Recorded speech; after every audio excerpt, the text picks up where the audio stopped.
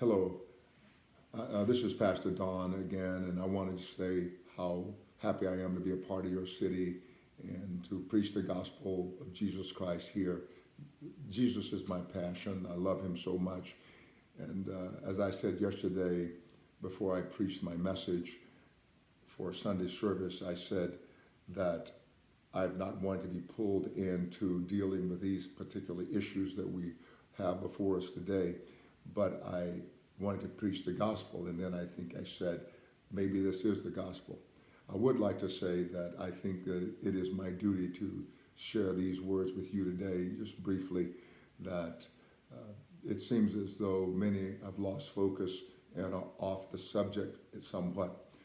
A man died at the hands of those who were sworn to uphold the law. That's not police bashing.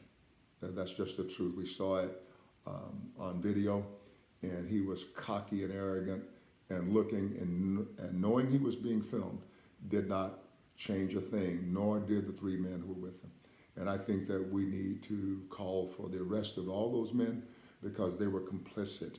Now, I would like to say a man is dead, and the Floyd family is suffering today, and I pray to God that he would comfort their hearts as much as it is possible to comfort a human heart that is broken with the death of a loved one.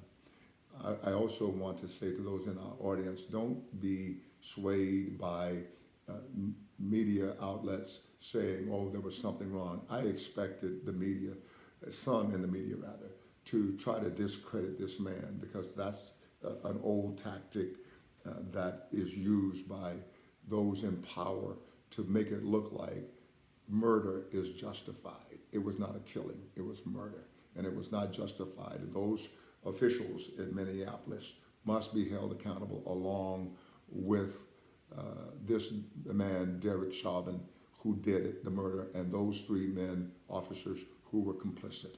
I want to say that. They all must be held accountable.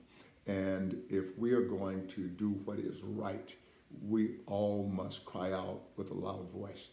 I would like to say to Christians in our audience here today that you have an obligation to be a Christian. You don't have an obligation to align yourself with a political party or a particular ideology. You are not at all obligated to do that. You are obligated to show forth the praises of Jesus Christ. That is what your job is to do.